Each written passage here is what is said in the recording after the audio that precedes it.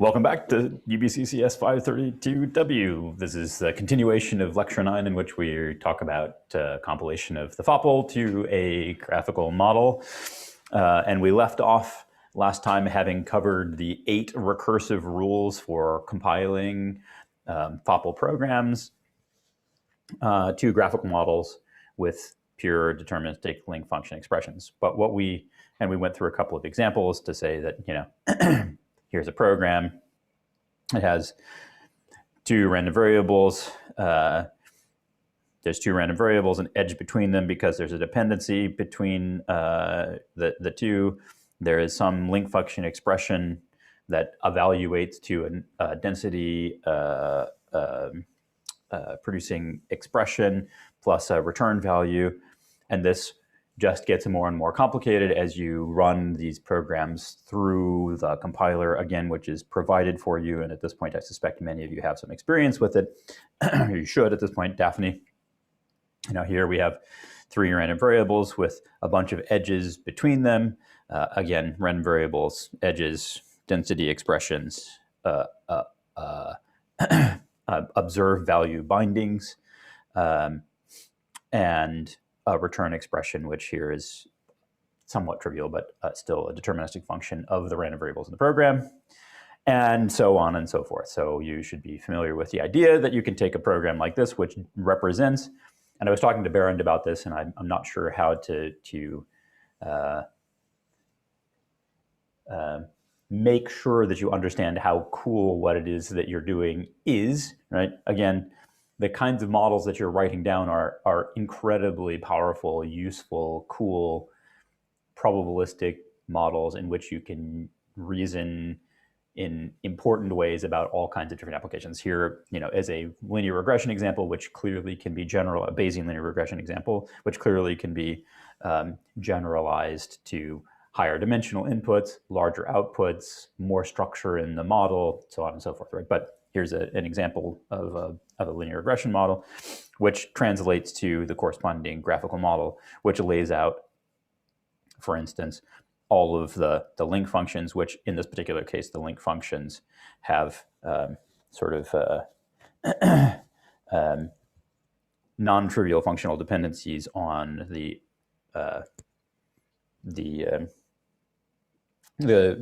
random variables in the induced graphical model. Okay. So a reasonable question that was asked, I think Mia asked this question, was it Mia? That I think you did, which is, where did all of, in this particular case, there's a whole bunch of data structure accesses and so on and so forth that if you follow the rules verbatim that I've given so far, would result in effectively text substitutions that leave these data structure accessors in the resulting source code. So you would expect these expressions to swell quite a lot and have deterministic operations remaining to be evaluated at the time at which you evaluate this program, however you do it, in the homework 2 manner or homework 3 manner. So the question is, where did all of those function applications go, right? And the answer to that is that they have been partially evaluated away. So there's a couple of reasons to do this. One is efficiency. If you can do stuff at compile time, you should do it at compile time so that you don't have to do it over and over and over at runtime. But there's also a non-trivial reason that this must be done in this context. And truth be told, actually the first time we wrote this, all 4 of us who wrote the book, 3 of whom are smarter than me, even though they were my student and postdoc,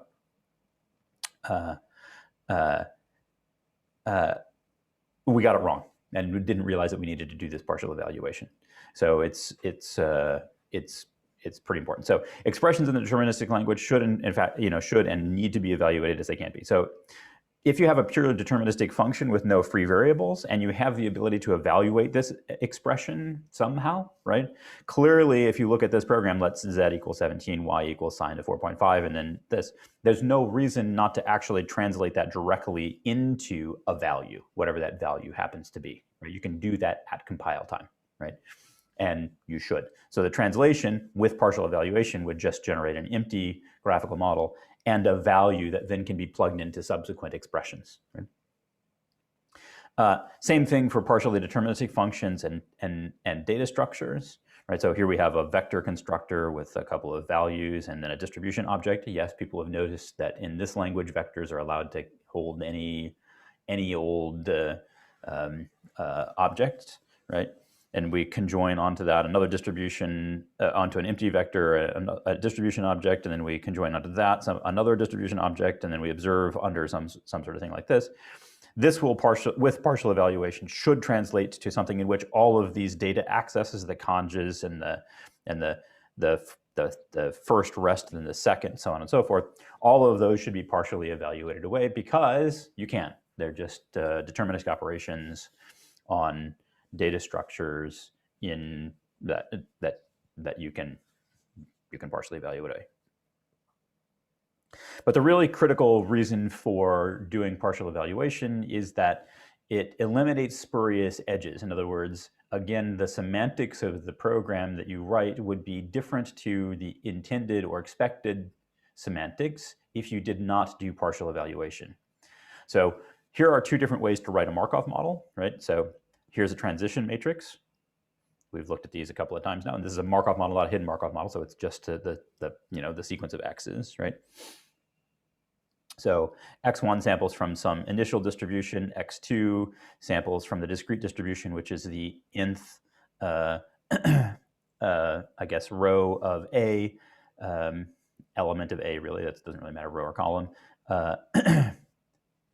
indexed by whatever the value of x1 is, and then x3 is just a sample of the nth row of A given the value of x2, and then we just emit x1 to x3. So this would be a three steps of the Markov model. Right? You can also write it in the following way, and we would like these two programs to be equivalent. So here we define the transition matrix. We choose the first state from its initial state distribution, and then we loop 2 times, invoking Markov step with an initial state of a vector consisting of a single element and this matrix A. And what does Markov step do, which is going to be string rewritten given the compiler rules we were talking about inside of this loop construct? Well, it peaks inside of XS, right? So that's going to be the set of states. It chooses the kth row from A according to whatever that value is, and then it conjoins onto, this is the accumulation part, it conjoins onto the xs's a sample from the discrete distribution parameterized by AK. So literally these two things should do exactly the same thing. However, if you look at the compiler output as written without partial evaluation, what you get is in the first step of this loop, you get a string rewrite that looks like this. That's totally fine. In other words, that's going to give you this row of the transition matrix, and x2 will only depend on x1. Sorry, this should probably ideally be x1 here. Have it make a little bit more sense. There's a reason for the V, but it doesn't really matter. The second unrolling of the loop would actually result in code that looks like this. Okay, which is to say, you have a conjunction of V1 and V2, and then you peek to see what the first element of that would be, which would be V2, and then that looks up the nth element, so on and so forth. Now, if you remember, what the compilation rules do is they say to construct edges between a newly created random variable and all of the free variables in the link expression. So the free variables in this link expression would be these two fresh variables, V1 and V2. In other words, if we were to do a straight compilation, as we talked about before, without partial evaluation, the graphical model that would be constructed for this Markov model would actually have this extra edge because there's this second free variable here. However, if we interleave a partial evaluation step and partially evaluate that, this V1 goes away because we know that we can evaluate this even if we don't know what the value of V1 is. Okay. we just know that it's going to be whatever. Yeah, that's basically it. So we can partially evaluate. Just to be clear, in this particular context, if we run a partial evaluator on this, this part of the code right here will get turned into v2, whatever it happens to be. Right. This part would not be able to be partially evaluated because we don't actually have a value. We just have a symbol v2 here. Okay. So what are the rules? The nice thing is that the simple fully deterministic language only has two forms, right? If and primitive function application. So we can do branching and we can do primitive function evaluation. So our FOPL compilation rules only need to be modified in two places. And they are the rules for if and function application. So what happens is that basically three things happen. These actually don't necessarily need to be here. These are just efficiencies. This one doesn't, I think this one doesn't necessarily have to be here, but this one does. Anyway, so you get efficiency and the correct graphical model structure by interleaving these. So these partial evaluators here will partially evaluate the guard expressions, basically like the control flow tracking. This one will eliminate branching, for instance, if we know the truth value of the predicate. And in other words, if the predicate is a constant true or false. And this one, in particular, will eliminate spurious edges when there are data structure accessors here in C, okay? So what do these rules do? So you can write an evaluator for the underlying language, or you can use actually the facilities of the implementing language to do this for you, which is, I mean, both implementations have been considered. So eval if C1, E2, E3, if this is a constant, right, then you can just evaluate this and it is the expression E2, whatever that happens to be. So you could just get rid of all of this mumbo jumbo and just return E2. Same thing if C1 is false, you get E3. And if you can call C, in other words, if there are no free variables in any of these expressions and you can actually call C with the arguments, or there are special rules for data structure accessors, if you can evaluate it to C prime, where C prime is some symbol, then you can do this partial evaluation. So there are clearly partial evaluation rules that you can establish for data structures.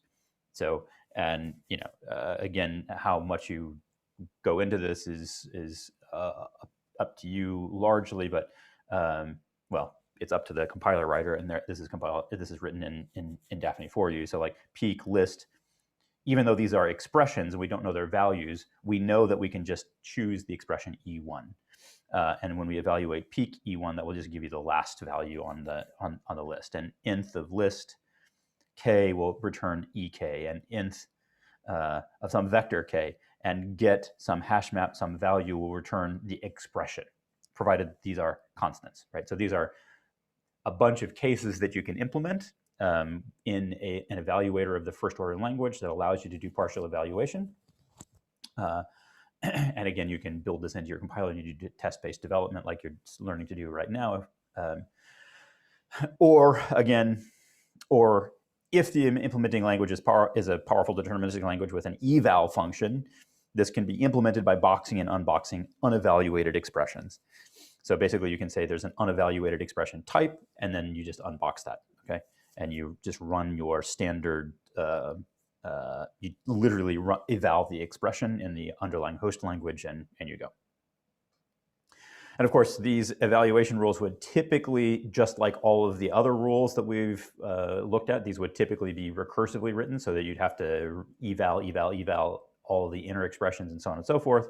But because we're doing this as part of a compilation, and this is just for Ryan, just for the fun of it, this is what Christian keeps talking about, implementing as a fixed point operator instead or something like that, right?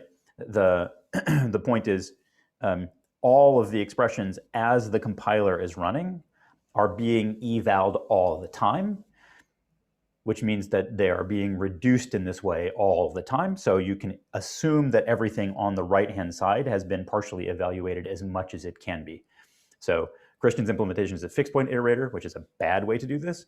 The good way to do this is to just evaluate them and know that that is true. That's a like exponential time versus polynomial time problem, right? Cool. Can you elaborate on that quickly, or is that too much of a discussion? The fixed point integrator. So you can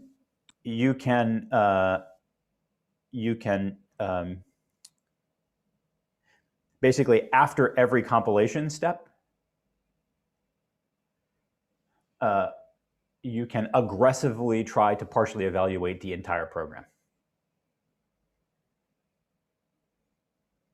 If you think about every rule that you apply does something to rewrite the code, then you could try to partially evaluate at that point and then just reduce the program to its most evaluated state every single time so that you know that the full program is in its most evaluated state.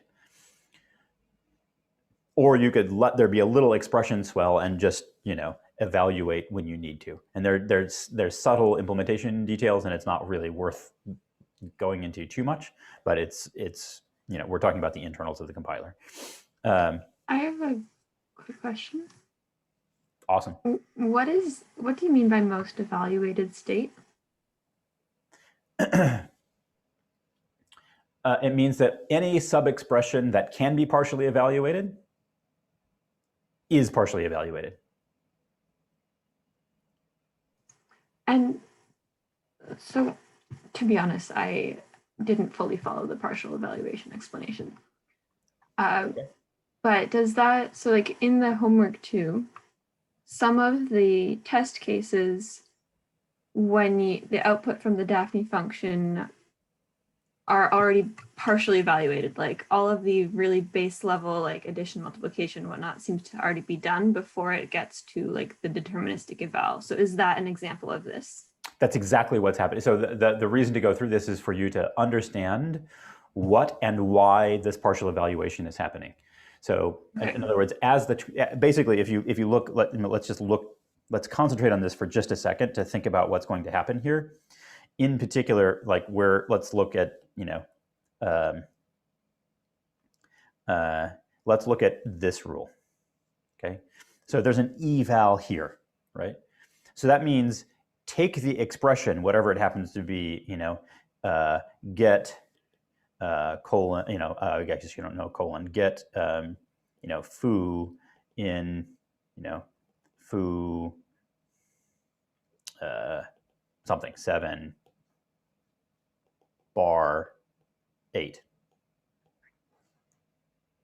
Okay, so that's an expression. So that means we've done the compilation, so we've taken we've hit this case while we're in the compiler of, hey, we're doing a primitive function application, right? And the original thing was just evaluate all the inner expressions, these e's, turn them into other expressions, right? Generate graphical models, turn them into other expressions, do all this crazy compilation stuff, and then just output this new expression C with some new expressions in the argument positions, right? Okay, this says wrap that all in an eval and now actually try to run in a symbolic, basically treating some of the, you know, like try to run the program, understanding that there are symbols in there that you're going to have to treat as symbols. Try to actually execute C. And in this particular case, you would actually be able to evaluate get foo with this hash map structure there, because you can actually, like, you can evaluate this expression because you know the meaning of get, you know the meaning of the key, and you can go off and just get this value. And instead of having this long expression here, you literally just have the value 7, the expression 7. And the example from here is the same sort of thing, right? So if you stare at this for a little bit longer, or you go back and stare at it, it's not that important. I just want you to be aware that this is happening, right? If you look, there's this section of code here, and you know that the way loop gets implemented is a desugaring, which means that there's going to be a desugaring step here that results in some expression that looks like this being generated on the second pass of the desugaring. And function application, right? And so there are cases where you can't do partial evaluation. Correct. And what prohibits that? There's lots of cases where you can't do partial evaluation, right? So if you have plus some, fresh variable name, 7, 6, 8, whatever, right? 18, you cannot possibly partially evaluate this away. This expression cannot be partially evaluated because you don't actually know the value of this. And you don't know anything. It's not a data structure accessor. It is a deterministic operation, but to complete the evaluation of this plus expression, you actually have to have a value for this variable. So for example, would you need some sort of let statement outside, and then you have this plus? So like you let this fresh variable be something, then you have this plus. So again, remember, we're in the middle of the compiler. So if these fresh variables only refer to these variable names, they're the only variables in the program, literally the only variables that remain are the random variables.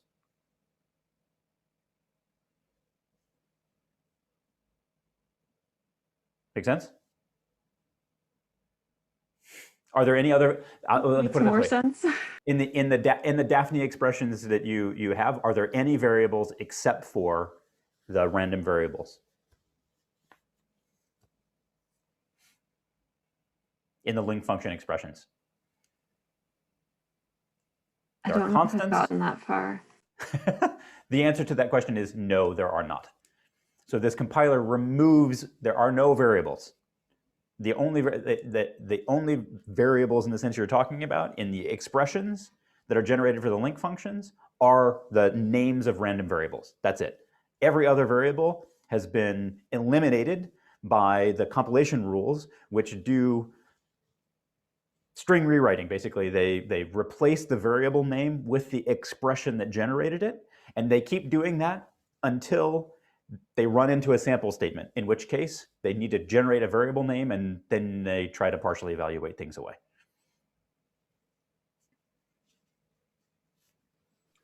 Can I ask a question about the sort of cause that having these spurious edges would have?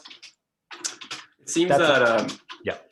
So it seems that if you were to calculate the probabilities associated with the graphical model in the bottom right, you would actually get the right joint probability, right? So the funny thing, you're 100% right, and that's the really, really annoying thing, and it's why we actually missed this. It's a very, very subtle bug in compiler design, right? Mm-hmm. Which is, of course, if you actually look at the link function expression that would come out of this, it basically would say that even though there are two free variables, actually the density expression for x3 would, in the statistical sense, only depend on the value of x2. It would not actually depend on the value of x1. Mm-hmm. So when you're running your inference algorithms, totally fine. You'll get exactly the correct answer. However, if you try to do Metropolis within Gibbs or run something to determine a Markov blanket or so on and so forth, you will get the wrong Markov blanket and you'll be much less efficient. Yeah, okay. Yeah, that makes sense. Or if you decide to do something crazy, like use the structure of the graphical model to learn how to invert the structure of the graphical model to do something like amortized inference, blah, blah, blah, blah, blah, then you have the wrong conditional dependency structure, which means that you have the wrong conditional independency structure implied, which means that your inverse model will be the wrong inverse.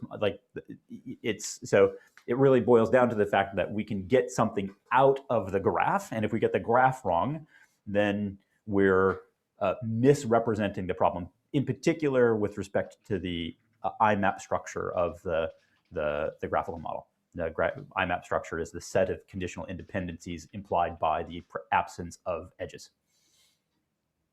Yeah, that's fair. Okay. Okay, cool.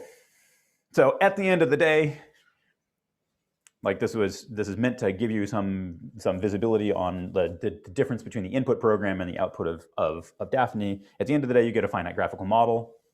There are random variable nodes. Those can be observed, latent, multivariate, structured, whatever, but they're random variables. And you have pure deterministic link functions, which have been partially evaluated to the maximum extent possible, right? And what are those pure deterministic link functions? They're compositions of deterministic implementing language primitives. And you really should be thinking about the fact that these could be incredibly complex differentiable functions like neural networks. They could even be parameterized. We'll get to that maybe at some point, hopefully. They can be non-differentiable. They can be renderers or whatever. There's all sorts of things that you can write and have these be link functions, right? So yeah, I mean, if you think of what is composition of deterministic implementing languages primitives, it can be anything, right? It can be a neural network, it can be a renderer, it can be whatever. So that's the end of the lecture that we were supposed to have last time, right? So we've got static computation graph models, we compile to a graphical model. Theoretically, you could actually go back through this and write the compiler. In fact, everybody was able to do that last year, so there's enough information here to do that for sure. We don't make you do that this year, you're doing Daphne. I think what's more important is that the syntax of the language that we're talking about, the FOPL language, isn't that important, but you should just keep in mind that any language that compiles to a graphical model or a static computation graph model, a la TensorFlow or Vasilios Diano, thank you, must be similarly restricted, i.e. kind of difficult to program in. And then correspondingly, in theory, can be compiled to FOPL and then compiled to this representation. It's just a matter of work to do the transpilation. For homework 2, as you know, the Daphne compiler implements these rules and returns data structures to you. Cool. That's it for lecture 9. Awesome. Lecture 10, FOPL inference. Natural break time. Are you hungry, Emma, or do you want to go for another 15 minutes? I can wait 15 minutes. Okay. If anybody else is hungry or wants to go to the bathroom, I'm sorry for picking on Emma constantly about that, but it's going to be a running joke through the whole term, so you might as well get used to it and accept it. Okay. Cool. So yeah, lecture 10, FOPL inference. So basically, I should say, at this point, you should have enough to do homework 2, right? For sure. You should have had enough before then. You had the eval loop before, but now really you should understand everything you need to know about the Daphne output, evaluating it, so on and so forth. And what we're talking about now in this lecture is going to be enough to do 60% of homework 3. Okay. And now we actually get to probabilistic program interpretation rather than just evaluating the FOPL language. So if there are last questions about the compilation process or evaluating the FOPL in the sample from the joint sense, please ask them now. Otherwise, I will assume that you all know how to do that or can figure it out, or can get Baron to figure it out with you.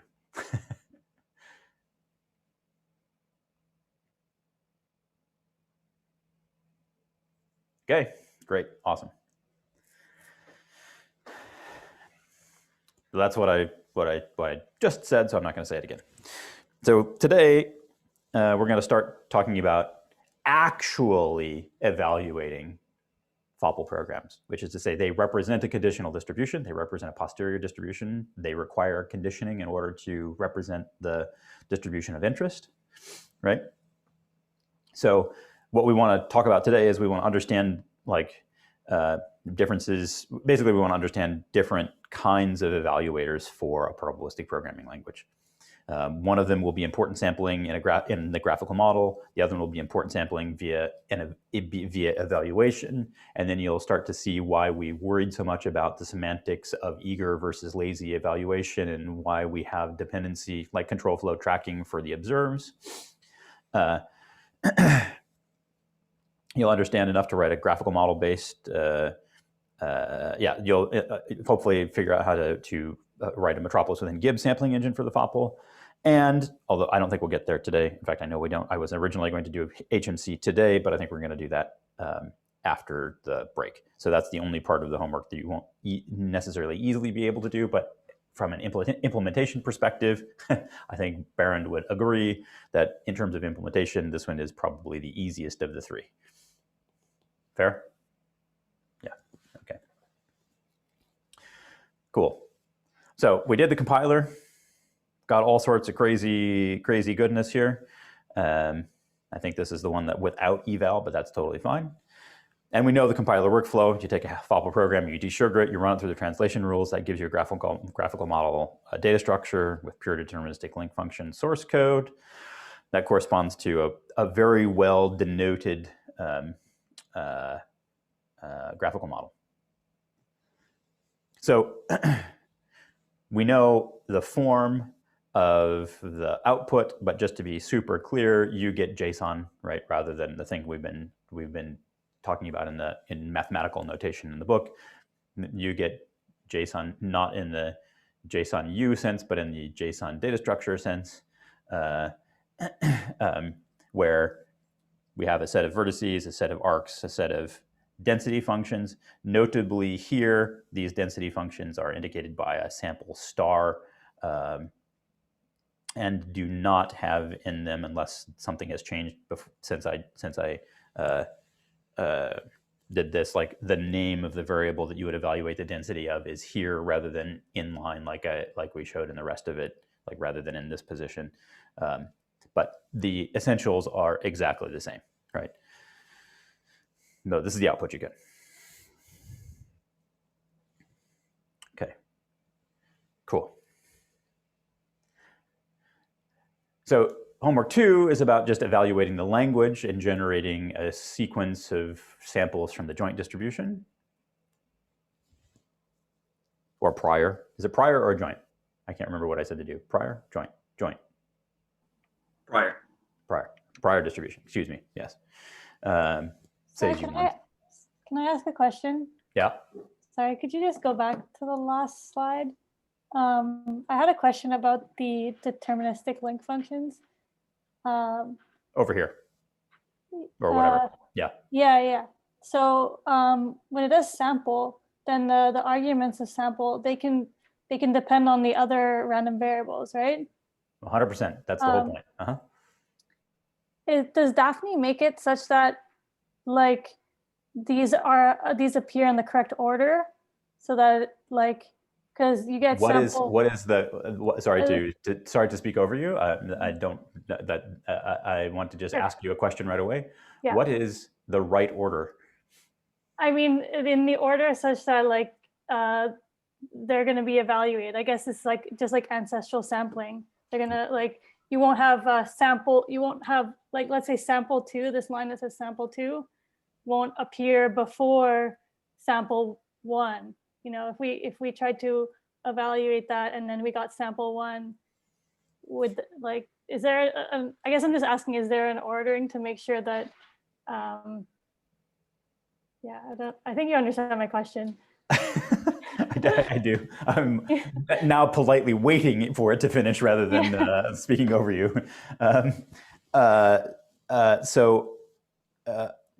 The short answer is you should not depend on the compiler to output the link expressions in any traversal order. Okay. They specify free variables, i.e. parents and children. Yeah.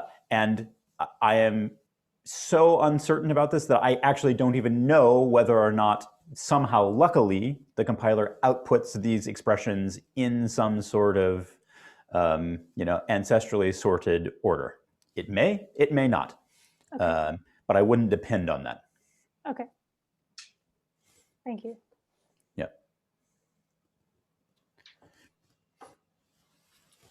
When I wrote the compiler back in the day, mine did not come out in any particular order. Just, So, so what is FOPL evaluation? Well, you did inference in the first homework that I guess Ina hated. Is that fair to say? Yeah. So Maybe all of you did. A big nod from Emma as well. Okay. So inference is hard. Writing down inference algorithms and whatever is hard, right? Conditioning is hard, right? But that's what FOPL evaluation is about. That's what programs denote. They denote a conditional distribution, right? So given any FOPL program, we know how to transform it into a mathematical representation of a graphical model, albeit with link functions that are expressions in the simple fully deterministic host language, i.e. we have a very, very precise denotation of a graphical model, right? And maybe because we have this programming language's ability, the link functions are going to be more complicated than in like graphical models you might study in a statistics course. That's fine. But FOPL models correspond to graphical models because the cardinality of the set of random variables is finite. And because of the structure of the data structure that's emitted, which variables are observed and their bound values, right?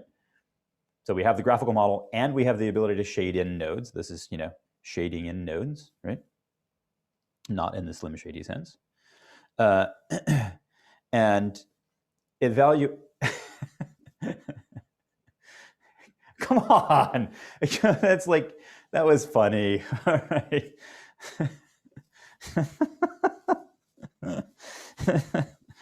Thank you, Mia, for giving me a smile on that. I appreciate it. It was much better than Emma's look of total consternation and confusion that I was trying to say something wildly technical, but instead of making an Eminem reference. Yeah. Anyway, so evaluating or interpreting a probabilistic program means characterizing the joint posterior distribution of the unobserved variables. In other words, we have a set of variables up here. Some of their values are known, so we shade those in, and what we want is the posterior distribution of all these variables. That is what it means. In particular, it really means what's the joint posterior distribution over the return expression. Okay, so you can think about it as kind of encapsulating automatically posterior predictive inference, because you can always put in your return expression some predictive inference thing or some statistic that you want to compute or whatever, right? So in other words, you can basically formulate your test function as part of your probabilistic program so that you can do Monte Carlo integration. Think about that for a second. But really the objective is to generate samples of these, and then given a set of samples for those, evaluate the return expression, and that gives you the posterior distribution over the return expression. So we're going to do a little bit of book notation here. So the joint distribution, we use statistics notation where y's are observed variables and x's are unobserved variables, right? So the joint distribution of all the random variables or vertices in the FOPL or in the graphical model corresponding to an evaluation of a compilation of a FOPL program will be denoted P of V, where V is all of the vertices, and then that's just the joint distribution of Y and X, and we have the prior distribution of X, and then the likelihood of the observed variables given those unobserved variables X. So Y are unobserved and X are latent variables, in our case, always. And the joint probability of the set of observed random variables given the unobserved variables is the product over the members of that set of the link function evaluated at that value given bindings of the free variable of that link function expression to the values of its parents. In other words, you have the link function expression for the observed random variables. Let's go back here. There's the link function expression for the observed random variables. The free variables in this expression are sample 1 and sample 2. You bind the values to that, and that gives you the distributional, it gives you an expression for the distribution of the observed random variable. There was a question that started to squeak out from somebody, but I don't know who, and I don't know what the question was. So, just to confirm, because I think it's pretty clear on the slide, but I want to make sure my understanding is correct. V is like the set of all variables, both observed and unobserved. Correct. And all that vertices. Okay. That's not a caret. That's a yeah. Insert V there. Yeah. Yes. And I would say that's not clear on this slide, but it was clear from what I said. So fair enough. Yeah. Great. And the same for X, not terribly surprisingly. I mean, this is basically the description of a graphical model. The joint distribution of all of the unobserved random variables is a product over the set of random variables in that set of their conditional probability given the values of their parents. And just to say it again out loud, the expressions required to evaluate these conditional probabilities correspond to the entries in P.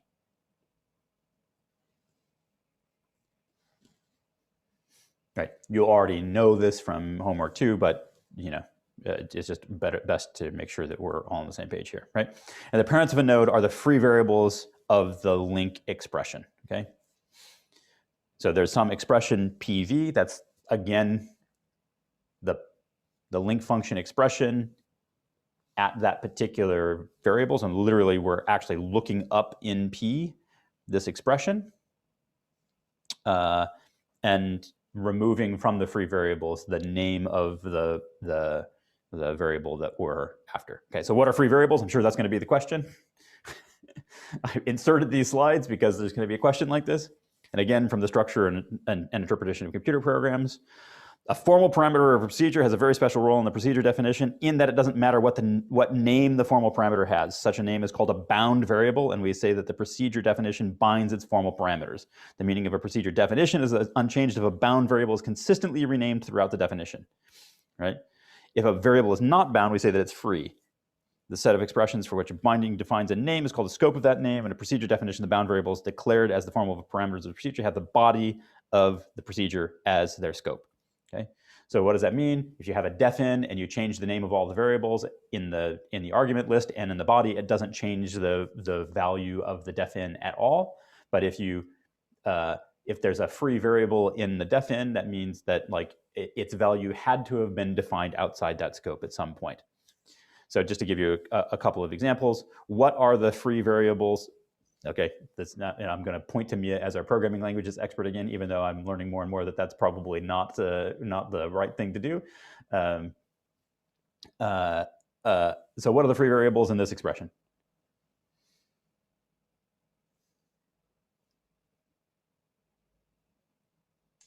What do you want me to? I want anybody to do it, but Okay, I mean, I would be very happy for you to volunteer an answer for this. Yes. I'm not actually a programming languages person. I know, but just like Emma is always hungry, you're just going to be the PL person for the rest of the. Okay, I think it's X. So X is the only one that is definitely not free. Proving that you're not a programming languages person, yes. So in this expression, the whole point is that X here is a formal parameter of a procedure. It's bound, right? In other words, you can change the value of X to W, and it doesn't change the value of this expression at all. It doesn't change the meaning of this expression at all, right? The question is this variable bound or free?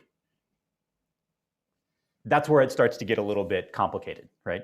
So in this scope, this star is a free variable.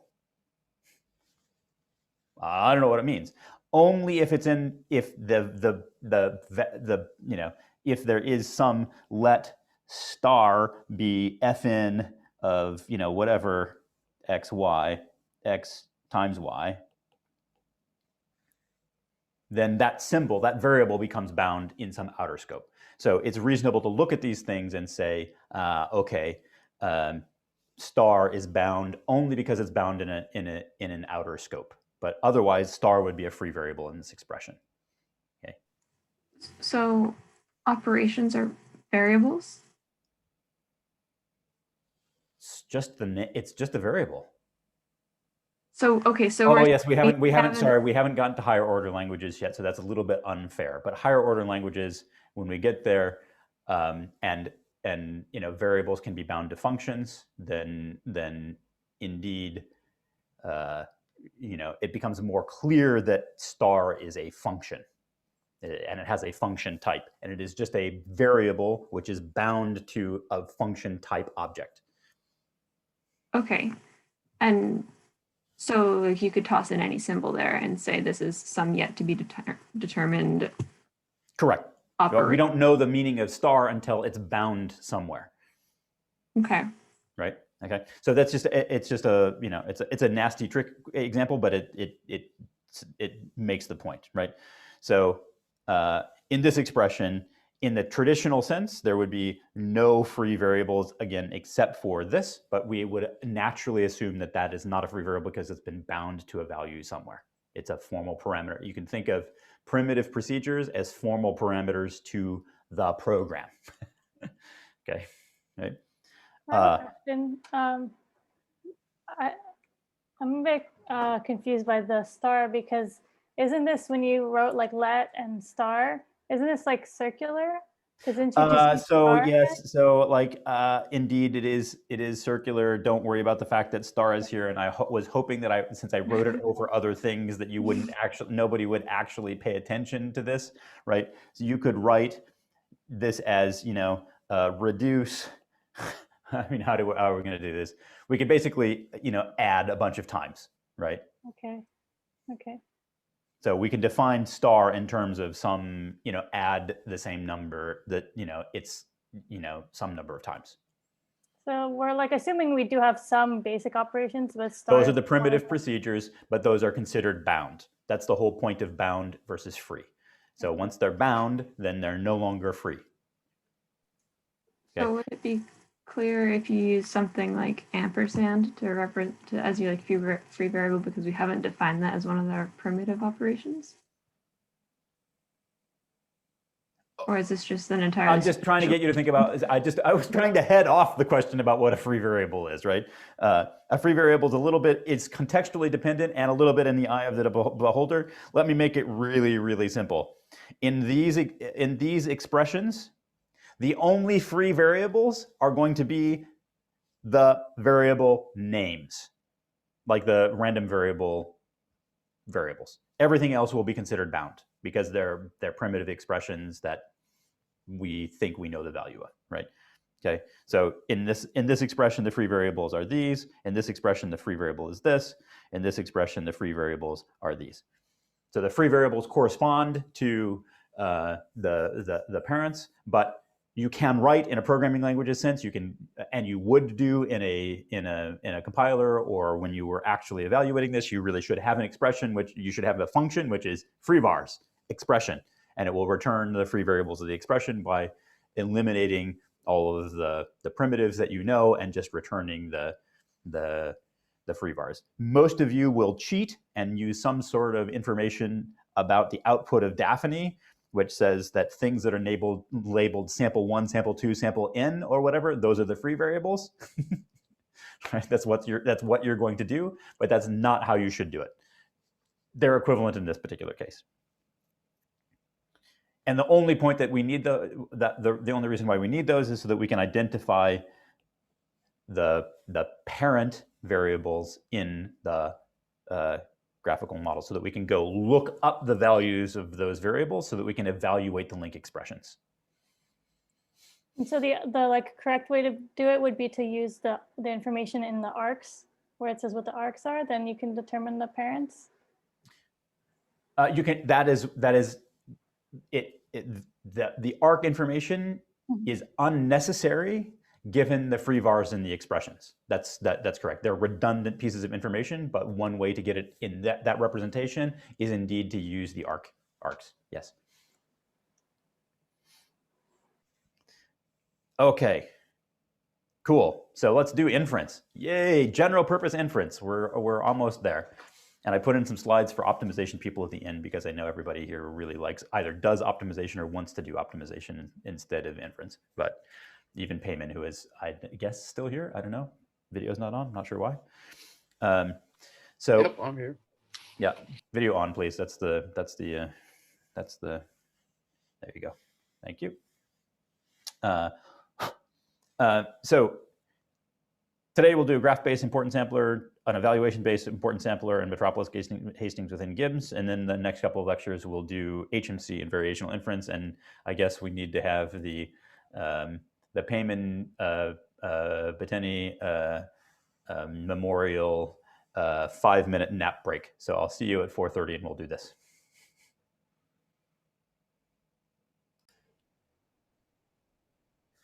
Okay, so we're back. So inference and evaluation. Let's do graph-based importance sampler and evaluation-based importance sampling, okay? There we go, graph-based importance sampling. Done. Okay, so to Naomi's point, topologically sort link functions using expression-free variables. Choose a partial ordering of the link functions that allows you to evaluate them in topologically sorted order. Parents first, children second, all the way down. Evaluate all of them. All right. For each x, sample from the prior. I'm guessing you've already more or less done this, or you will do so soon, right? What you haven't done is actually gotten to the y's, right? So what do you do? At the y's, you compute some weight. Okay, that's going to be the likelihood of the observed quantity under its distribution denoted by its link function expression. Then, for each sample x, you return, out of some set of samples, you return a weighted set of sample values where you evaluate the link function expression, or the return expression R, given the xth sample, in other words, all of the samples that you've done in one ancestral sampling paths, weighted by the weight that you compute for that particular sample, normalized by the sum of the unnormalized weights. So this is just straight importance sampling from the prior, in other words, known as likelihood weighting.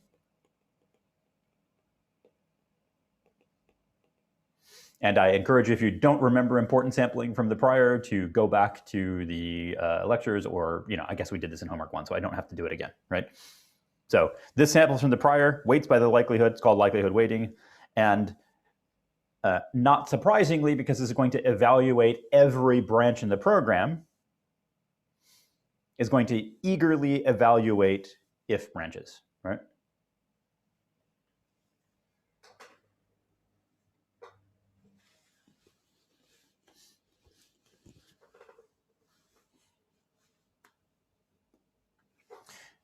Noting that this expression, the link function expression here, will contain the control flow tracking. In other words, the correct observes will be turned on depending on the sampled value of big XL. In other words, all the random variables in the program. Right, so we're going to eagerly evaluate, but the observes will be computed correctly because of the control flow tracking and the if-else statements there, right? Thus, having to keep those around so that you can evaluate the graphical model and arrive at the exact same model and density and meaning of the program as if you were to run the program in the way that we've talked about running the program, just straight evaluating the program. This way, we've talked about the evaluation and interpretation, right? So we talked about an evaluator, you're writing one right now, you've written one, so you know what this means, right? You know the eval applied cycle. You're familiar with this little bit of code where you evaluate an expression, and several of you have pointed out that this little sigma thing isn't really used. We only use the L in the let expression, right? So that we had, the ability to bind random variables into some sort of environment. So this is the environment, this is the expression, and we do an evaluation in the manner we described before, right? So we've gone through this, you've implemented it, you have all of these cases implemented, or will do at the end of homework number 2. What we haven't done is actually define the value of the probabilistic program, right? Which involves these 2 cases here. Do I need to go over these cases again, or is everybody comfortable with these? I'm hoping that everybody is comfortable with these and you remember what's what notationally even here, right? Expression, some sigma that we don't know about, and an environment which has variable bindings, and a recursive procedure for evaluating program expressions. Yeah?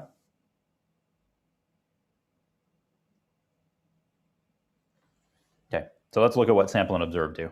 And it should be pretty obvious what they're going to do.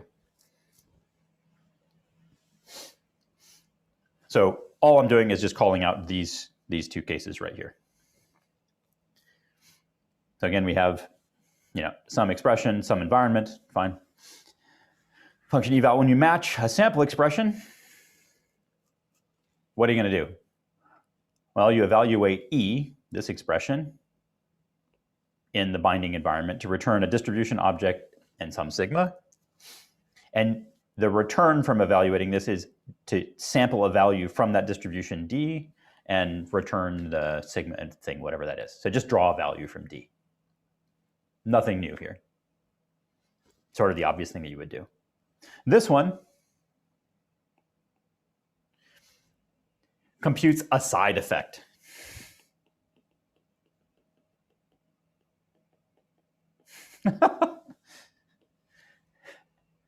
Side effect.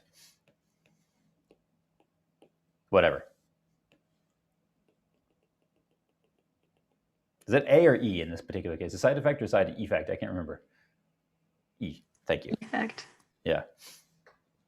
Totally makes sense. Yeah. Not like I've only written that a million times in my life, but brain fart. Anyway.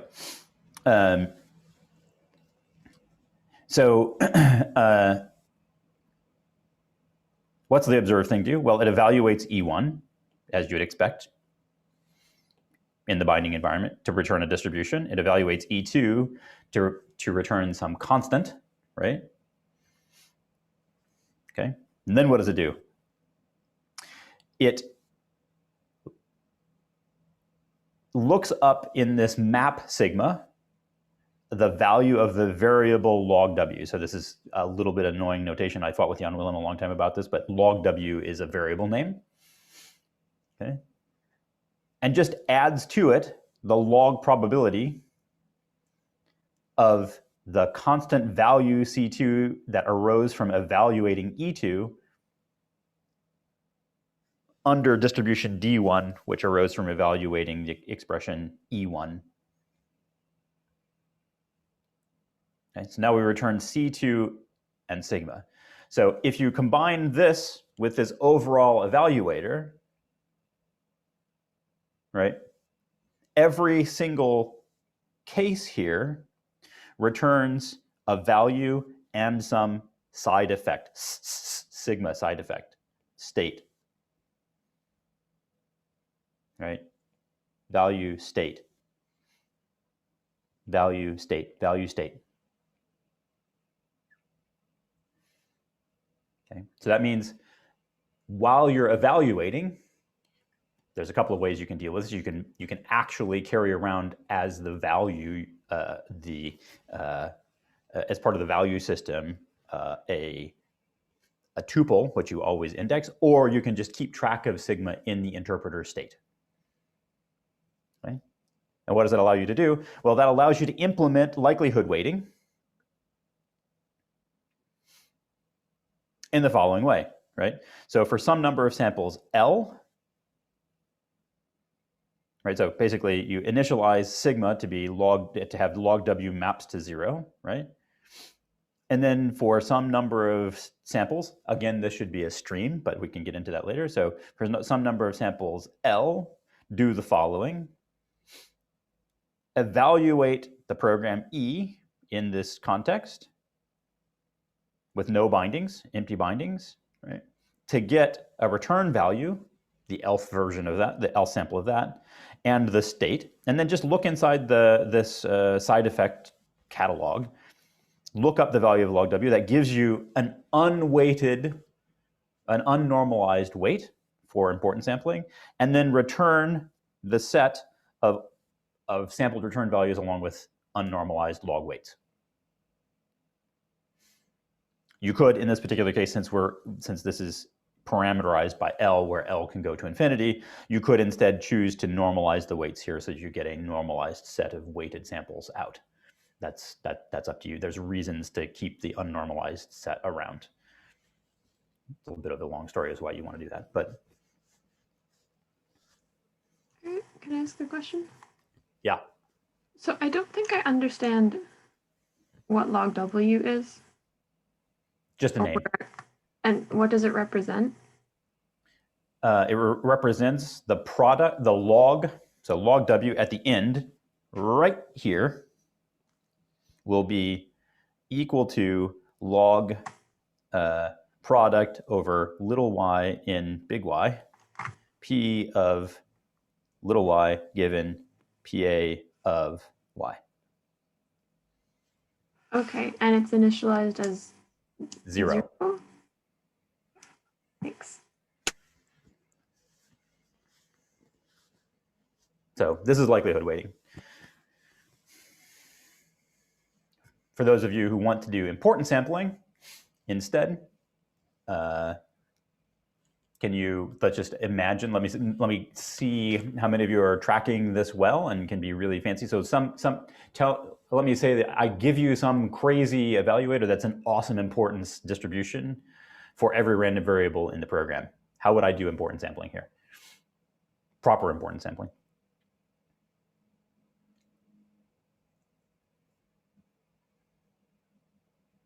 Payman?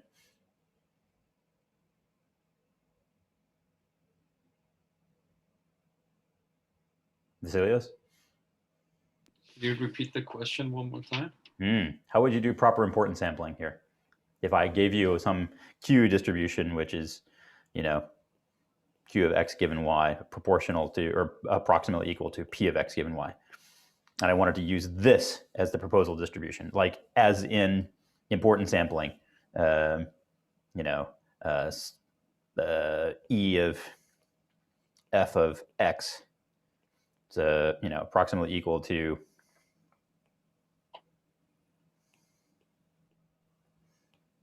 E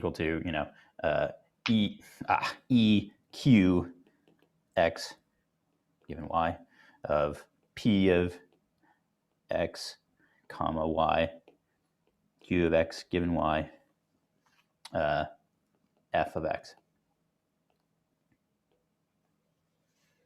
If I gave you a proposal distribution, what would you do? How would you change this evaluator?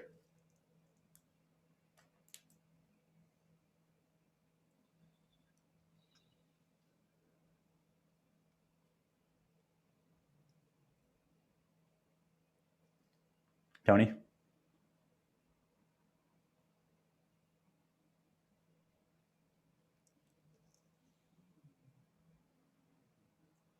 Nimrata? Adam?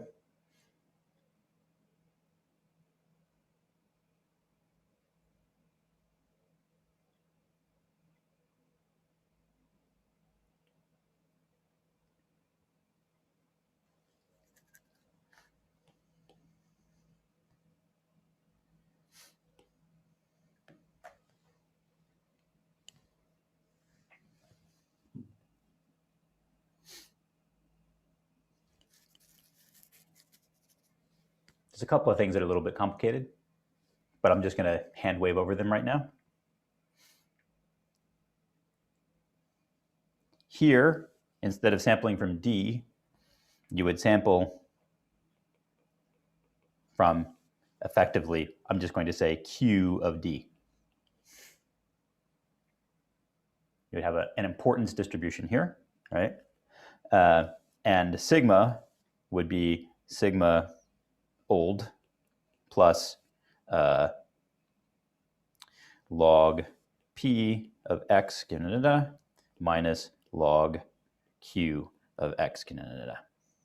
Log q of x given.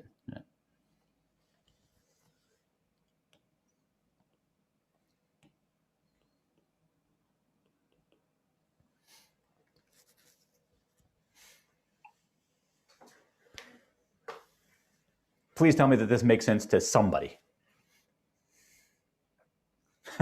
Baron, it makes sense to, but that's because you've actually implemented all these exercises, so you know what's going on. It makes a big difference.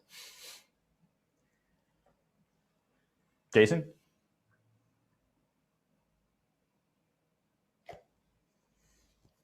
Ryan?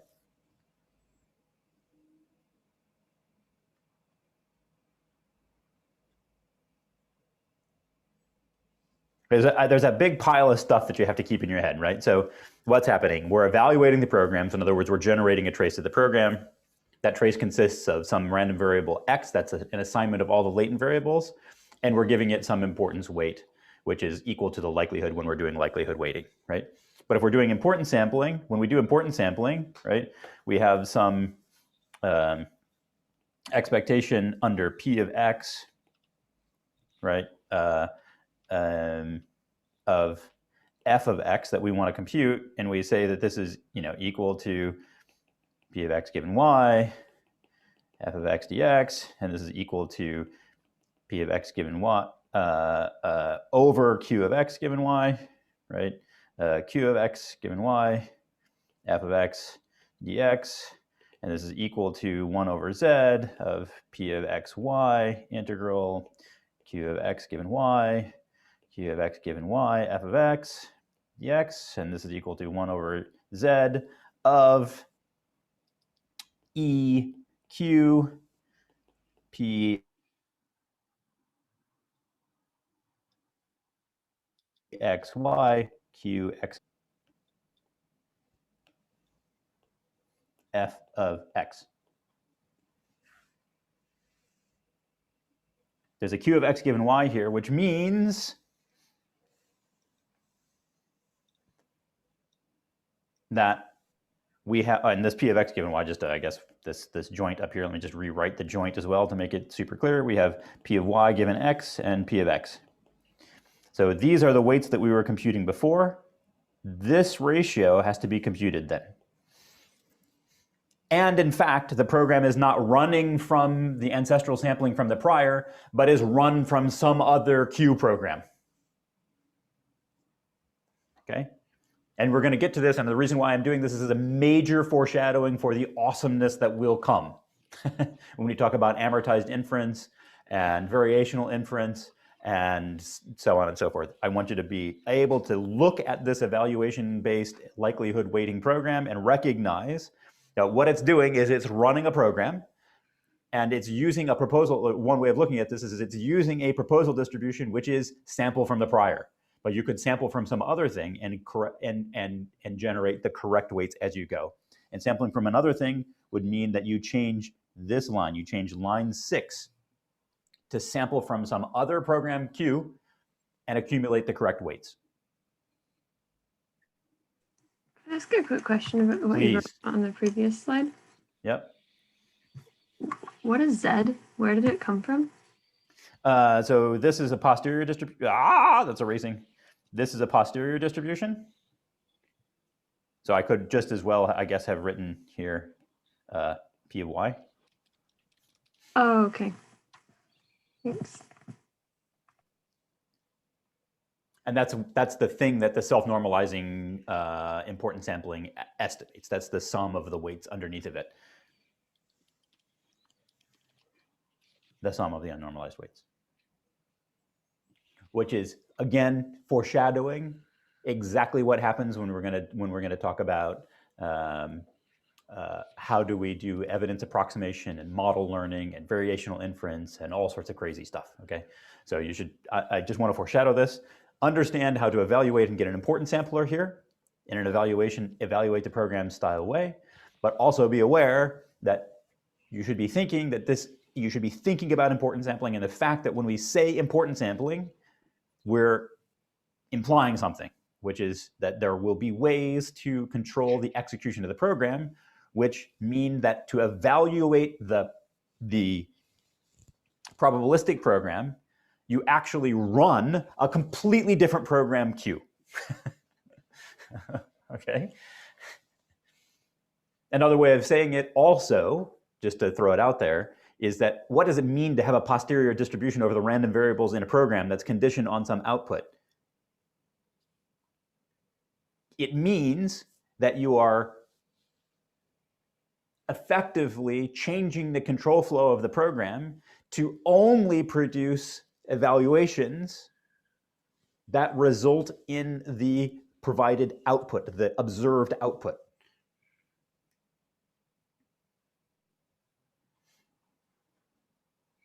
Right? And what we're talking about right now are algorithms for discovering those set of evaluations that comply with or adhere to or match or whatever aren't rejected by or are high probability under the posterior distribution.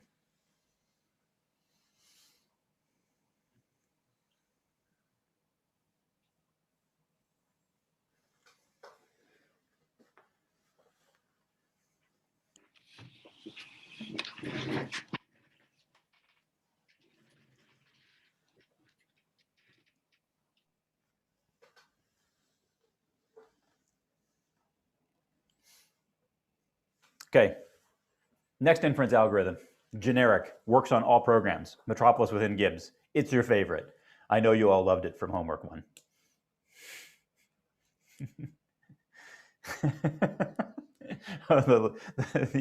the desperate smile in Naomi's face of not that desperate's the wrong word, excuse me, the mix of despondency and hatred, I think maybe is the hatred smile. We'll put it the hatred, we'll go with hatred smile. Okay. So okay, what are we going to do? Well,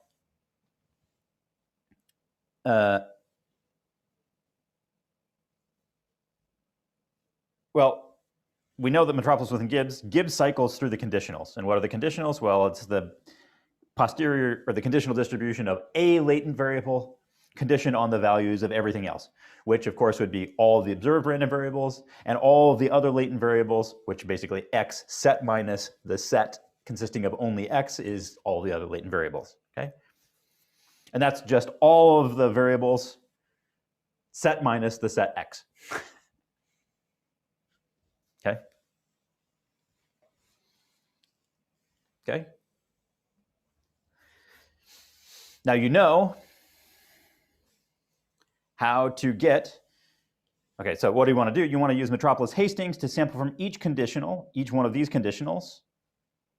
That means we're going to have to compute some acceptance ratio. So we know about acceptance ratios, we know about Metropolis Hastings, so we can just say that we understand this and move on, right? Where capital V of x, let's look at what this is. Actually, who can tell me what this is? This is going to be, this is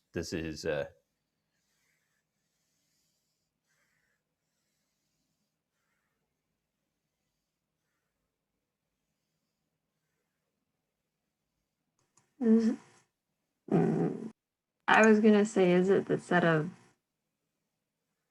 observed variables based on the fact that it's x? But then I read that there was free variables, and now I don't know.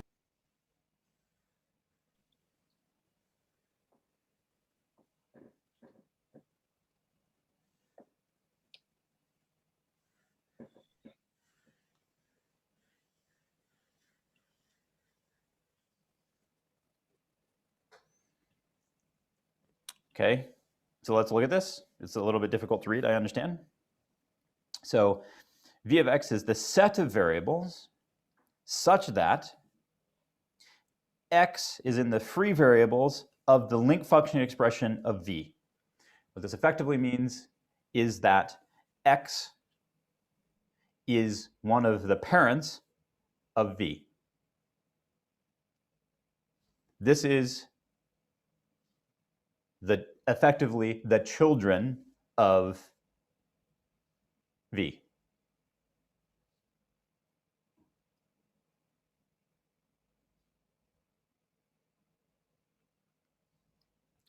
Then we take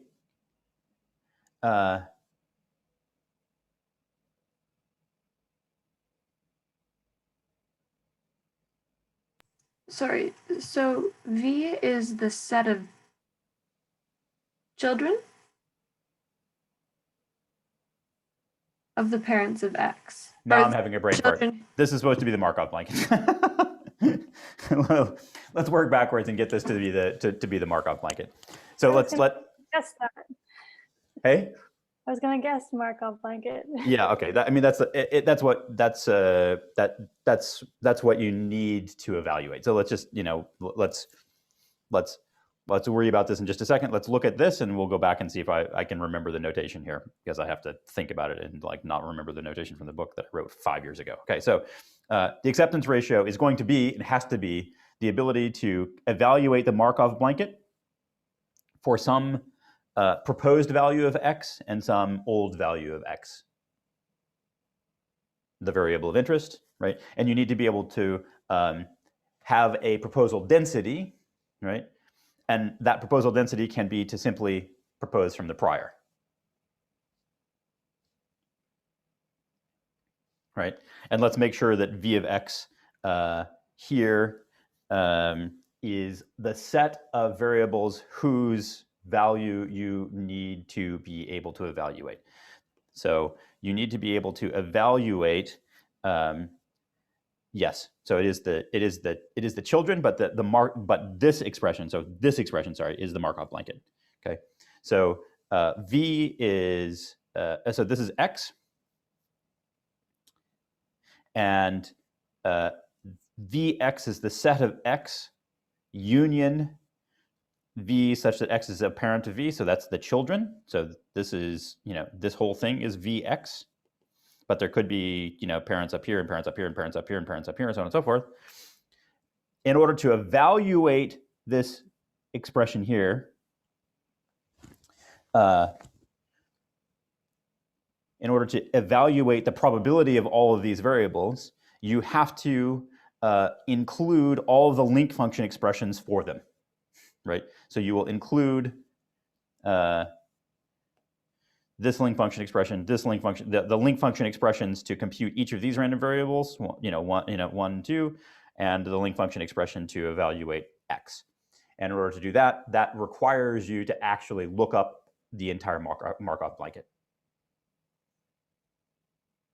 So to evaluate these, you have to actually access the values of all the variables in the Markov blanket of X. Done. Okay. Brain fart over.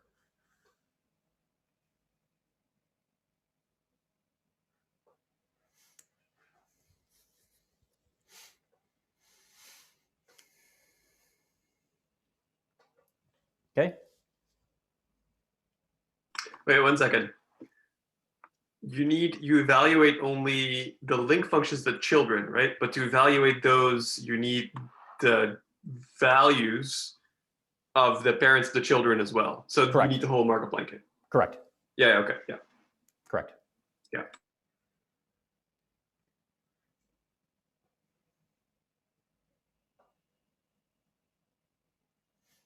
Okay. So just to throw it out there, we should be careful about this because you're going to end up using this. So when you're evaluating the density here, right? So when you're evaluating these density expressions, let's just make sure that we understand that in order to do that, you can evaluate the density of the whole program, for instance, right? Which means that you assign values to all the random variables. You evaluate the expressions in P here, P, right? Okay. Yeah. Let me see.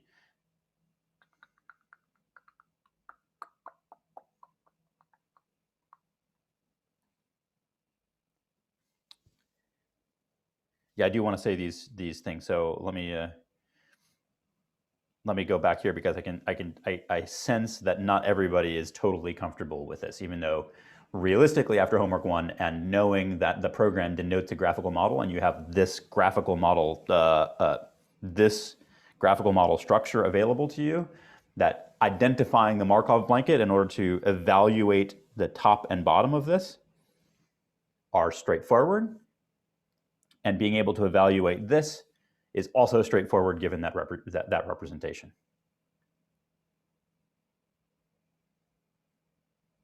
Everybody see that? Are there questions here? Can I help? Or should I just go on and come back to it afterwards? There's a couple of things that I want to say. Maybe one will be, all right, I'm going to confuse you for a second, and then maybe it'll be clarifying it for just a second. I would like to point this out, and it's really, really interesting, and we will get to this later, and this is, definitely Ryan pay attention, but the rest of you should pay attention as well, I guess, right? So if you want to compile everything in the FOPL to a factor graph, or actually you want to identify the outputs of all deterministic computations as Dirac distributed random variables, then you can do a whole program source transformation following these rules, which rewrite ifs and primitive function applications to generate sample Dirac statements. So this basically is a program transformation such that every single time you have an if statement or you have a function application, you rewrite that to be a sample from a Dirac with the same operation as you had before. Worth thinking about. But can I ask a question? Yeah. What is a factor graph? Factor graph is this representation where you have a distinction between the link functions and the random variables, but the edges need not be directed. And it's a different graphical model formalism that allows you to express a slightly different set of models in a slightly better, nicer way. But more to the point, if we were to talk about belief propagation or expectation propagation, which we cover in the book and I don't cover in this class, the framework on which you perform inference using those algorithms is the factor graph representation. So you can compile a FOPL program to a factor graph and run belief propagation or loopy inference out like different inference algorithms in that framework. But in order to do that, you have to recognize that you have to also call out all the deterministic operations as Dirac distributed quantities as well. And there are other reasons why you might want to do this. For everyone here, maybe except Ryan, maybe one way of looking at this is we can also think about the FOPL as a language for specifying optimization problems. Right? So what if you say that the meaning of the program is not the posterior density, but in fact actually the maximum a posteriori configuration of the latent variables? So now we can just interpret the program as the specification of some regularized optimization objective. So for the program, I guess we've had here a couple of times, right? So this program here where we sample from Bernoulli, blah, blah, blah, blah, whatever, it's some program. What we end up writing at the end of the day is some function. Basically, you can transform this graphical model, which corresponded to the FOPL program, into a function that you might throw into an optimizer, right? Where the function is a function of the latent variables. You bind the values of the observed variables, and the entire loss function is P, an ancestrally sorted plus log probability of all of the random variables in the program. Shove that into PyTorch, run backwards, go. This is going to be the basis of HMC, but you can also think about this as the basis of specifying an optimization problem. They end up being exactly the same.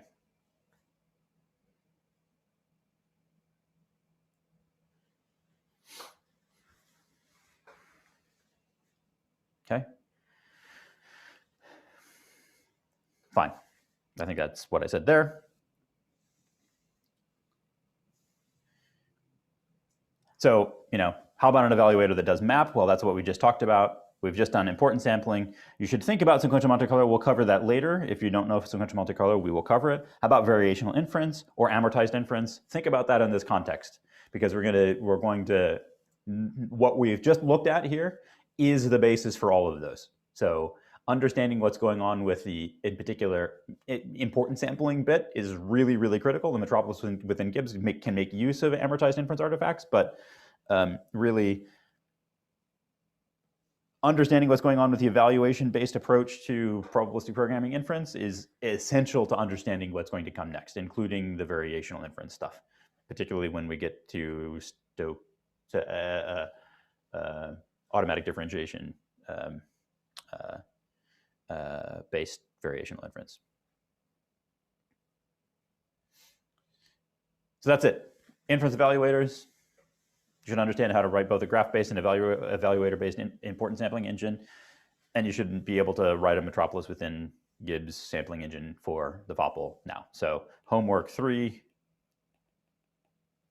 parts 1 and 2, done. Okay. The only thing that's left is HMC, and in order to explain that, all you need is to understand what HMC is and know how to deal with a function like this. So we're almost done with everything you need for homework 3. So ask questions. Thank you very much. And I'm going to go back to the page on which I expect there are questions. So I'll just erase this.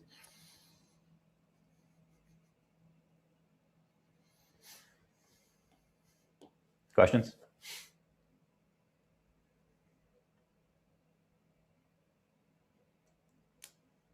So to identify these Vx, we just go over the dependencies we have from the graph, or and just like to identify the Markov Blanket.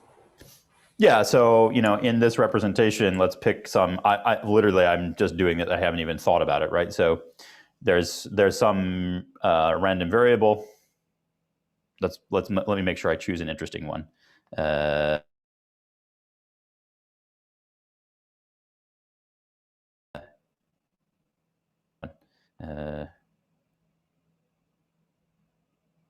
Yeah, okay, it's an interesting one. Fine, yeah, that's good enough. So what are its children? All right, so let's go find its children. There's one. Is there only one? Yeah, I think so.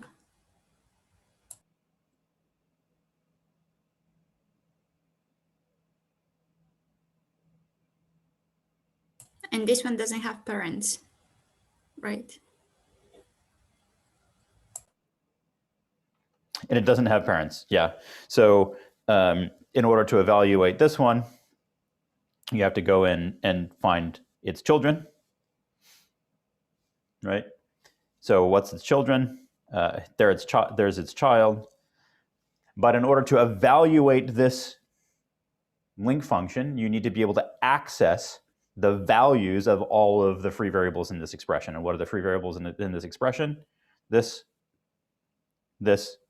and this, right? So this free variable is down here. This free variable is actually another random variable, right? It's the Bernoulli random variable here. So you actually need, when you're doing the conditioning, you're implicitly sampling on, you're implicitly including the values of the parents of the children because you have to evaluate their link function. And in order to evaluate the density of this, it has no parents, so that one is easy. But if it did have parents, you'd have to include the values of the parents as well in order to evaluate that link expression.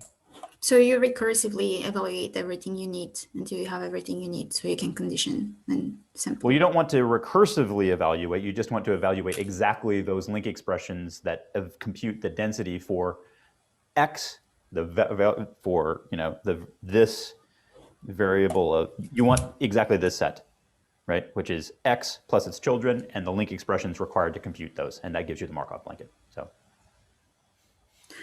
And do you do that every time? I mean, like, so because the sampling is going to happen like many times. So do you evaluate these set every time? And do you evaluate when you're the doing variables Metropolis every within time? Gibbs? So when you're doing Metropolis within Gibbs, none of the values of the Markov blanket change. The only value that changes is x. Right?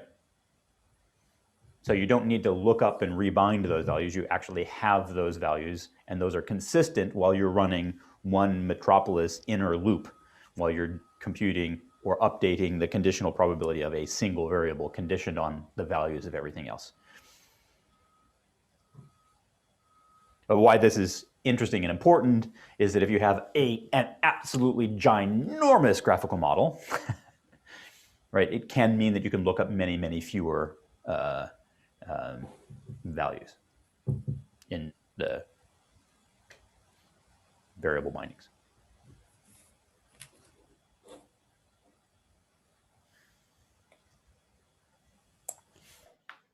I've given you fair warning, so please ask questions now. Fair warning is you're on your own now for important sampling from the graph via evaluation and Metropolis within Gibbs.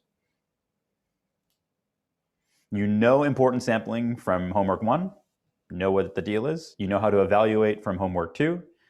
All you need to be able to do is track in sigma the likelihoods. And think about the fact that you might actually control, in the reinforcement learning policy sense, the execution of the program in some other way, and that would give you the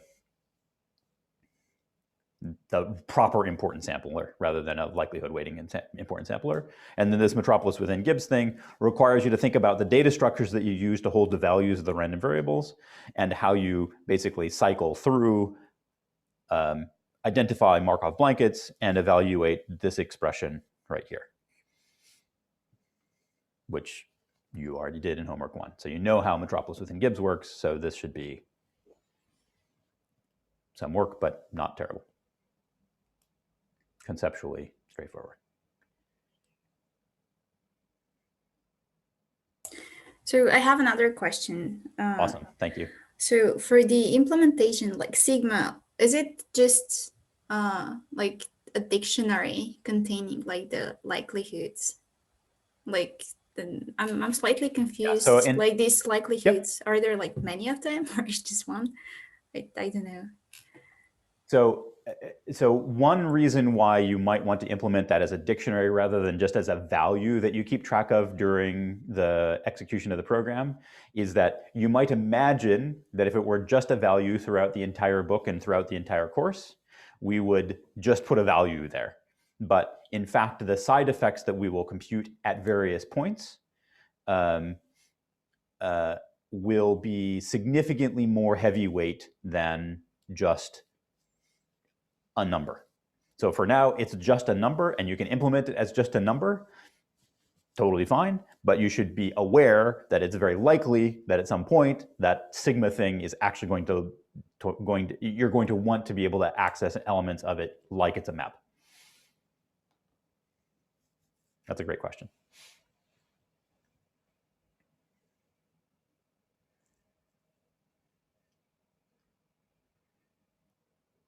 More questions?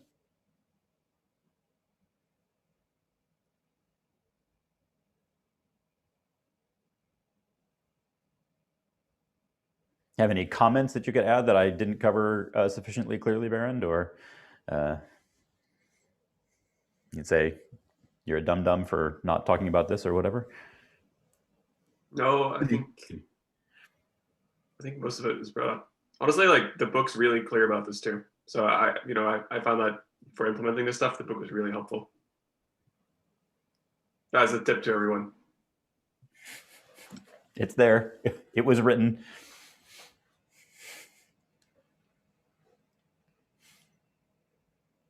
Top of Greg's head. Any questions?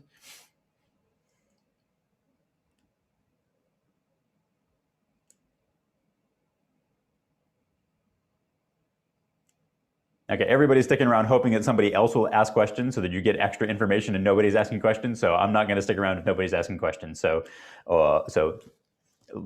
questions going.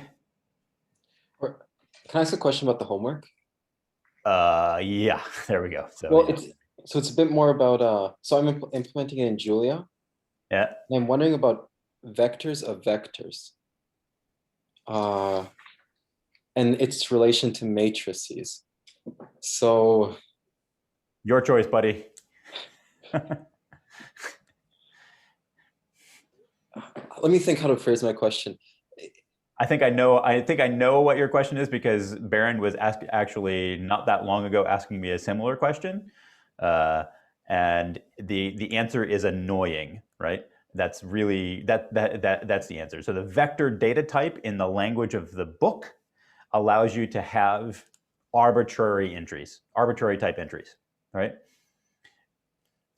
If you want to auto-magically cast vectors of vectors to tensors or matrices or whatever, then in your partial evaluator or in your evaluator, right, you actually have to special case and make sure that you can actually do that, because none of the individual entries are anything themselves other than vectors, and they're all the same length and all that stuff. So basically, you have to have special case code in order to deal with the fact that the surface language, the FOPL, specifies vectors in a way that the meaning of vector in the FOPL is different than the meaning of vector, a typed vector in Julia, right? Yeah, but like after matrix computations, I think like I'm worried about ambiguous cases of translating the resulting matrix, back to a vector. So for instance, if it's just a single column or row, is it a vector, or it could be a vector of vectors where each of those inner vectors is just a single element? So the reality is that in a course and in a course project or whatever, while you're doing this sort of thing, the answer to this is do the minimum implementation that is consistent and works for the test cases provided, until you become interested in a research sense and actually building something that is like fully spec'd out and semantically consistent across all language levels. Like there is no beautiful answer to this, right? The type systems, there is no type system in FOPL. There is a type system in Julia. Yes. And like the auto casting between the two of them, you know, in order to do that, you would have to build a typed FOPL. That's fine, you can do that. Or you could investigate building probabilistic programming languages directly in Julia, of which there are two, one of which derived directly from research that I took to Cambridge and told them how to do stuff. And the other one is one of the collaborators that I had in the original DARPA PAML program. So one of them is called GEN, G-E-N, out of MIT, and the other one is called Turing.jl. That's out of Cambridge. And you can just, if you're unaware that those languages exist, you can look at them to see how you would do this. And we'll talk about how to write probabilistic programming languages in host languages later on in the course. For now, don't over-engineer this. It's not worth your time. Yeah. Okay. For the test programs for peer evaluation, are those the ones in the assignment, or are those just going to be some random ones you come up with and send us on the day of the evaluation? If only I had so much time. So the test coverage is there more to help you than to hurt you, and we are not going to surprise you with, hey, did you cover every corner case? The answer is the direct answer is the test coverage is that which is in the homework. Pass those and you're done. Okay. But the questions that you're asking are they're annoying engineering questions, but kind of deeper semantics questions about how do you deal with the representation of these kinds of objects. The really interesting question, like from a data structures perspective, and like there's a, again, like a systems-y data structure-y kind of question here is like, and we'll get to this, maybe we'll get to this, but I just want to say it here. Particularly when we get to evaluation-based inference and we look at the environment, right? So apropos of nothing,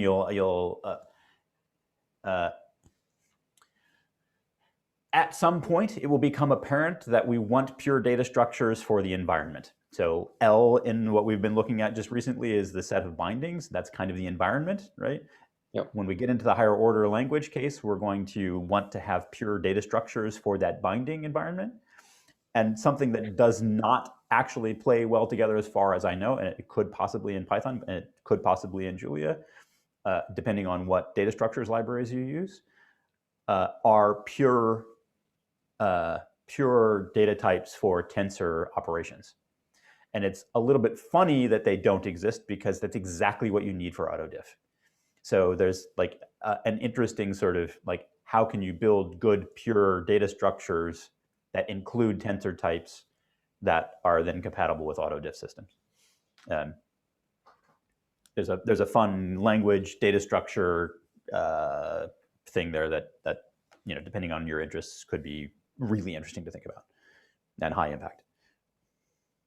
Okay. Thank you. Nope.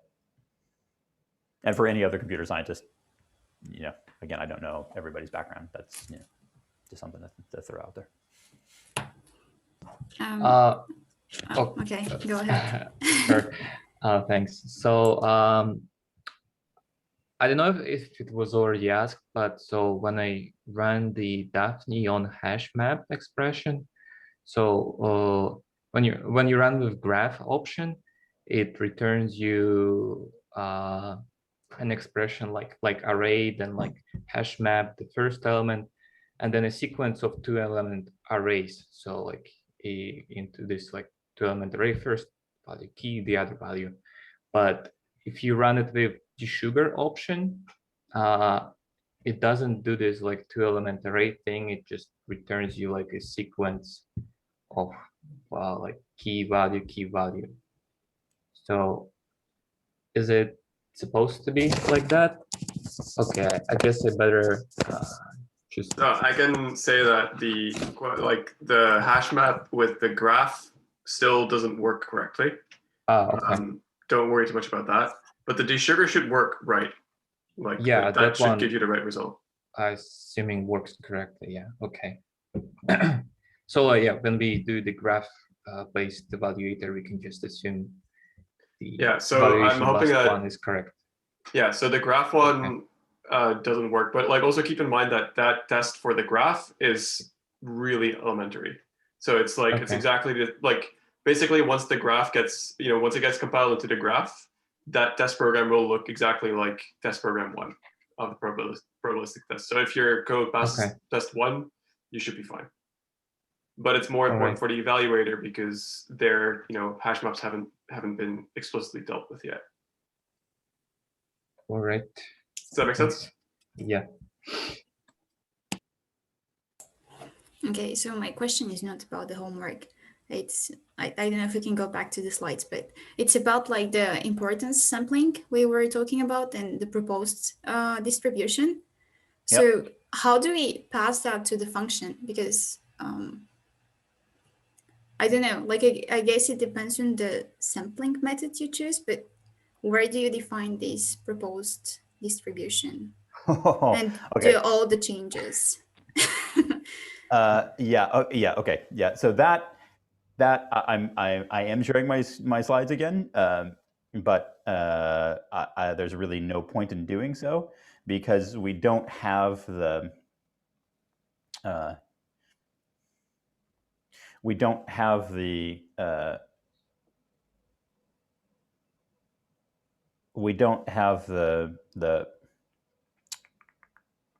language to talk about that yet. I just wanted, so you could imagine, just to throw it out there, that there could be some proposal queue provided some mechanism for producing queues at all of the random variables. So there would be some function, you know, propose that maps some random variable ID to a distribution. And if you give that as an extra argument to this likelihood weighting routine, and you pass it in through the evaluation, for instance, as part of sigma, right? Then it becomes available everywhere, and you can just look up a proposal for every what we will eventually return to as and describe as for every address, which is basically a unique identifier for a random variable. So in the FOPL, addresses correspond exactly to variable names.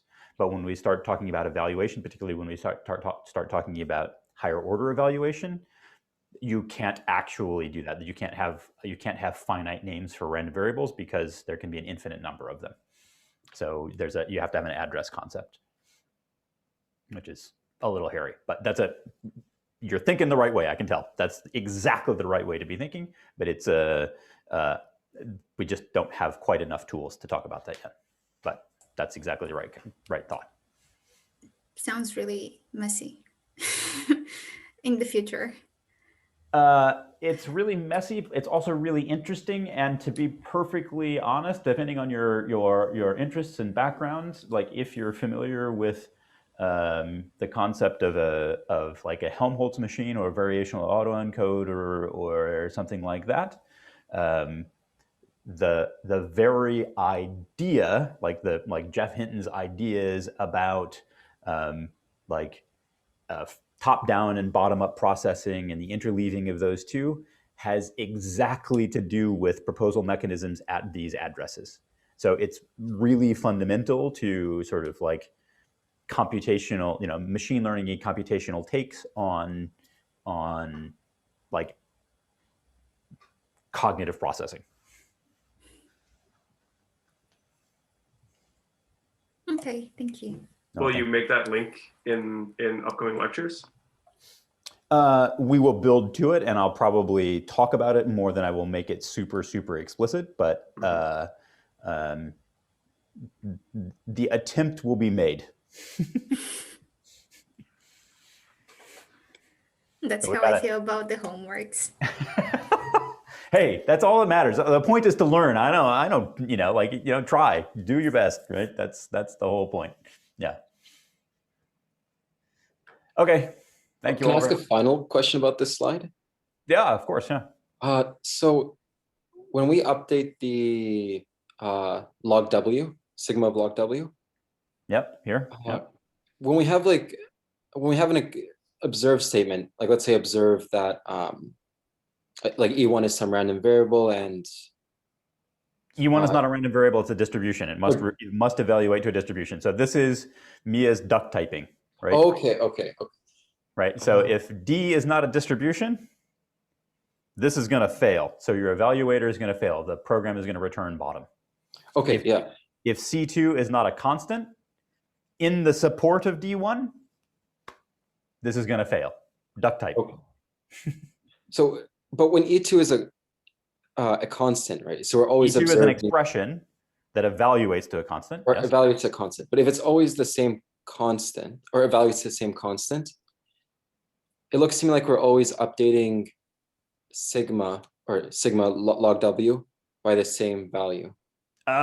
But that assumes that D1 is the same distribution, which assumes that the type of the distribution is constant, which it may or may not be, and it assumes that the values of the random variables that are the parents in the link function are the same. In other words, when we evaluate this, it's going to be normal 714 in one evaluation pass and normal 332 in another pass.